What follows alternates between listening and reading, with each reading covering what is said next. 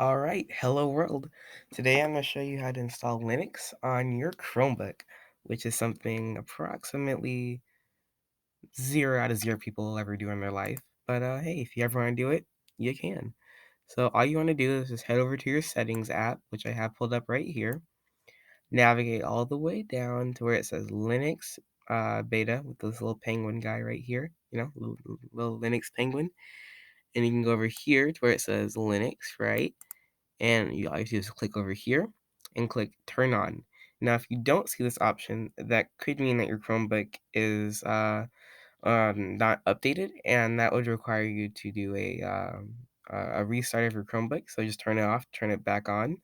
And if you still don't see it, then that could mean that your Chromebook is outdated and doesn't support this feature, which a few Chromebooks are. But you can check over at the official Chromebook support website for that. So now I'm gonna go and click this turn on button, right? And you'll see right here it says set up Linux beta on your Chromebook. And all you have to do is just click install. And yeah, now it's installing the virtual machine. This process may take a few minutes, so we'll be back in a few minutes.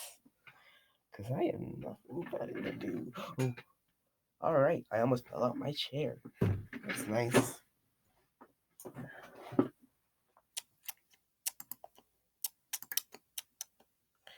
All right, so as you guys can see, the Linux installation is done. And now we are greeted with this wonderful thing called the Linux Bash terminal. Great. So if you want to see all the files that are in your Linux folder, all you have to do is just do the command ls, which I'm pretty sure stands for list, but I don't know. Correct me on that if I'm wrong. And as you can see, we have nothing. Great. So if you want to have something, all you have to do is install our first package. And I think we'll install Nano first. So in order to do that, we just do sudo, which puts us into admin mode. We are head honcho of the Linux machine. And then we do apt, which is a package manager, and then install, because we want to install a package. And we'll install a package called Nano. And apparently I spelled something wrong. Yep, I did. So it's actually sudo apt-get install nano. And now we will install our first package. And I'll make the window a little bit bigger.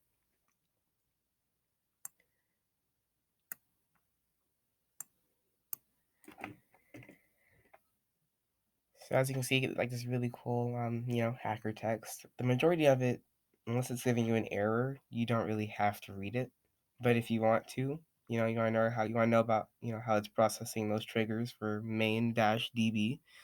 Feel free to read all this text if you want. But now we can do nano, and we'll do nano hi.py. Let's create a new file called hi.py, and now we're typing in our hi.py file. And now we can do print hello world and save it as our first Python file. And now if we want to run it, we just do python3 hi.py and hello world. Amazing, right? If you want to install more packages, you can just do that little command of sudo apt-get and then the name of the package you want to install. If you want to see what packages are available, there you can do apt search and then the name of your package. And you can also navigate over to your files app right down here. And in this app, you will see you now have a Linux files folder. And you can see our little hi.py file there with 21 bytes of code in there. Teensy weensy. And if you want to, let's say you have a casual flash drive plugged in there. Once it pops up over here, what we can do is we can actually right click on it and hit share with Linux. And I don't actually have permission to do that. But if you did, you would Oh, wait, not actually, okay, so yeah, so now, it's shared with, Linux, and, we can now view all the files in this flash drive from our Linux, folder over here, and if we wanna do that, we just have to do cd and that stands for change directory, by the way. So cd slash, which takes us to our root directory, which is where, like, the operating system is, and now we can just do cd into this mnt, folder, but if you don't wanna type that whole thing in, you just type an M and then hit tab, and it'll autofill in the rest of the command for us. Or we can take our little cursor, we can highlight this, right? And it'll automatically copy it over for us. And if you right click right here, it automatically pastes it for us. And now we can hit enter, and now we can ls here, and then now we can cd into Chrome OS. ls, it's in here. And now we have two folders in here, one called Google Drive and one called Removable. Within this removable folder, you'll see all your flash drives, your hard drives, your SSDs, whatever you got plugged into your Chromebook. And within the Google Drive folder, you'll see all your Google Drive files. So if you go into this Google Drive folder, you will be able to see everything in my Google Drive. But I don't want you to see that, so I'm going to cd back into my main directory. And you can also if you head back to this files manager app over here, if we bring over a Chrome tab, right, and we navigate to an app that you want to install, we can actually install apps and run them in here. Make sure that when you install an app, you install the .deb file or .dev file, and this just makes sure that it's compatible with your Chromebook and stuff. Now, as far as app compatibility, you'll be able to run Visual Studio Code on here, not Visual Studio. You'll be able to run Sublime Text on here, with all its package manager features and stuff. You'll be able to run, the basic like Python stuff like IL. You cannot run Eclipse. You can run Jupyter, and you cannot run PyCharm.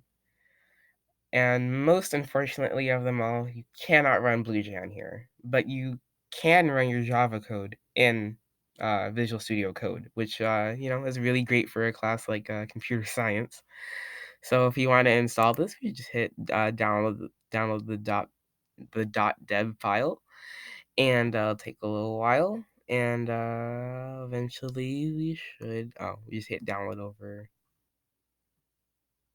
Oh, yeah, there it is. And then now we can download it into our Linux files folder, and I'm gonna close out of that.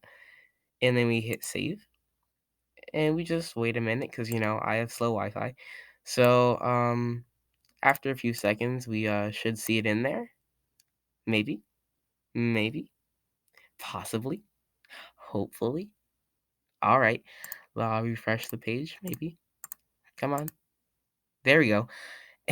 And now, if you double click on it, we'll be greeted with this page called Install App with Linux Beta. We can click Install, and now we get this little progress bar right down here in the bottom right corner. And we can, see the progress of our download. Woo, that was a big spike. And, let it install, let it do its thing, apps take time.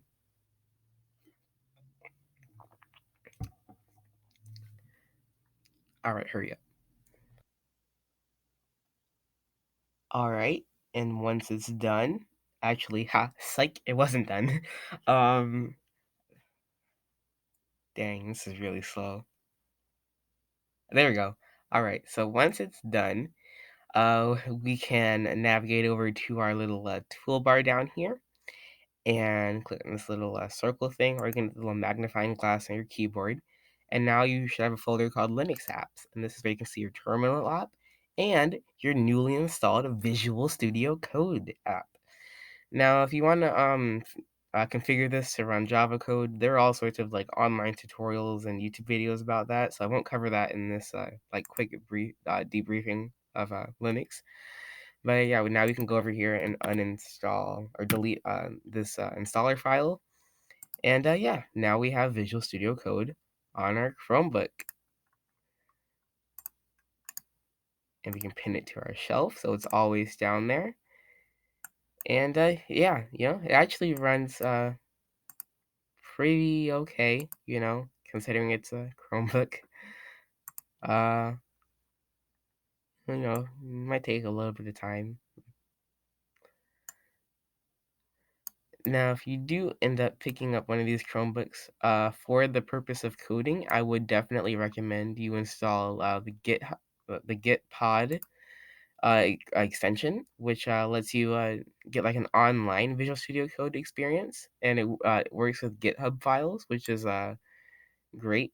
So you can make sure all your code is saved in one place. And I'd also recommend going to the website rep. I say repel.it, but some people call it replit. I don't know. They're weirdos.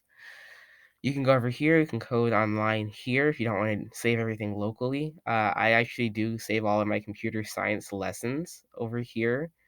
This is the Django file I was working on. But yeah, these are my two things for computer science, right? And yeah, this is Linux. Amazing, right? I know. I know it's amazing. We can go over here and just open up our hi.py. And yeah, we can see our little man over here, single line of code. And I recommend that you install certain extensions in order to do that. One extension that I do like for coding in general, it's not just for Python, it works for the majority of languages. Is just an extension called Code Runner. And just let it load a little bit.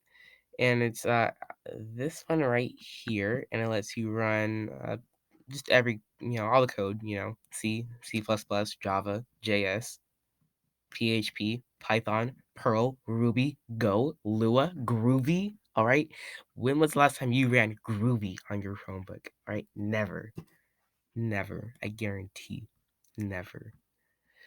And we can also see the new, the new layout of Visual Studio Code. I like it. I like these new little icons. They look slick, I guess. I don't know.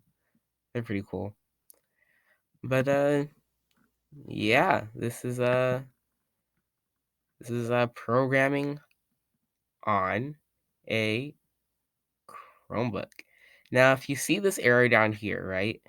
This just means that Python is not found, and that's because your default installation of Linux on your Chromebook only comes with like Python 3 and like a few other things, like the very, very basic things, because it's a Chromebook. So if you want to get something a little bit more advanced, you can do that little trick that I taught you earlier of for whatever reason on my Chromebook, it always makes everything really big. I don't know why. But yeah, back to the trick. You should just do sudo apt-get install, and then you can install Python or Python 3, and it'll install, and so it says take up 16.7 megabytes. Ooh, that's a lot. All right. So in a few seconds, we should have Python. Yeah, see, so this is what I was talking about. It can be slow at times. It's usually faster than this. I promise. Usually. Sometimes it gets slow, if you have a poor Wi-Fi connection, or if you're doing a lot of stuff on your Chromebook. I'd recommend closing Google Chrome before you do anything in Linux. That can slow it down. But yeah, now we have Python on my Chromebook. I know it's really amazing, honestly. And if we run it, yeah, see, we got the little hello world down there. A little guy. He ran, and he ran. And this also works with Java. So if we create a new Java folder, which you can just do with Control N to create a new file, and then Control S to save it, and we'll save it as I don't know, main.java, right? You just write like a little a little program. So class main. All right, public static void. I spelled void wrong. Main string singular, and then args plural, and then some brackets, and then system dot out dot print line. And we gotta have those semicolons, guys, or else it won't compile. And now we can do hello world. And if we run it, it might take a while because it has to, compile everything and run it. But yeah. Now this is an error that you're also gonna run into, and that's because we don't have Java installed on here. Now, installing Java for whatever reason is kind of hard. I think I remember it being hard last time I did it, but I'm pretty sure you can just do apt search and then Java, and this is the searching technique, and it'll return all of the things that correspond to that search term, which apparently are a lot. I guess since there's Java and there's JavaScript, which also has the word Java in it, but if there's actually a lot of support for this kind of stuff online. So if you need to learn how to do something like install Java, on Deviant, because that's how I learned how to do this. I for sure didn't know this before I got a Chromebook. Yeah, just Googling stuff always helps. Google, the great Google. Yeah, see, this is the command right here. You literally just run this command and it'll work. Now, I would recommend, always making sure that what you're running in your terminal is actually what you're running in your terminal. And if we break this down, word by word, we already know what apt does. We already know what get does. We already know what install does. Default, we all know what that does. But JDK, well, that stands for Java Development Kit. And I'm assuming default just means the default version, not the developer version, the unlimited, the ultra max version. So yeah, and then now we can just grab this. Now make sure that when you paste it in here, you do sudo. Some people say sudo. I say sudo. And you can run it. This will definitely take a while, but it's worth it. You get Java. Java's always great. Speaking of Java, submitting Java, Minecraft, and you can run Minecraft Java on here. I wouldn't recommend doing it. If you want to see a Minecraft series in Java, just ask, but it's not gonna be pretty. Last time I tried it, I got 1 frame per minute.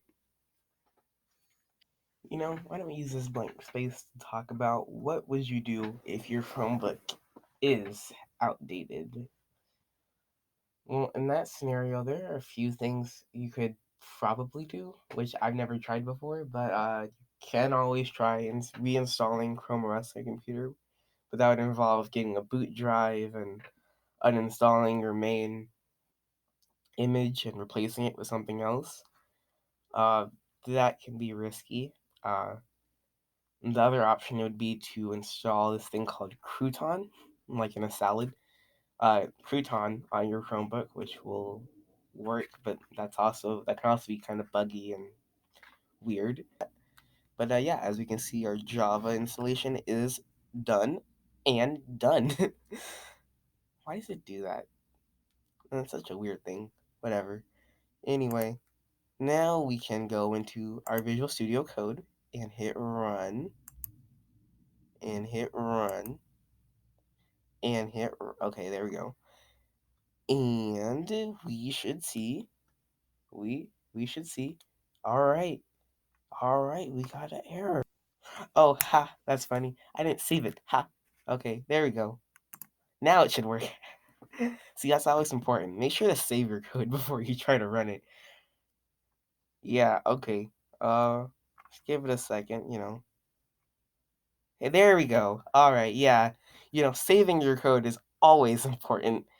If you don't save your code, you don't have any code. So yeah, now you have Java and Python and Visual Studio Code with all of its packages and ins and outs on your Chromebook, and you should be set up for Java development now.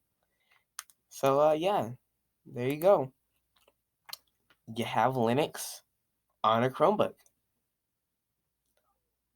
Bye bye.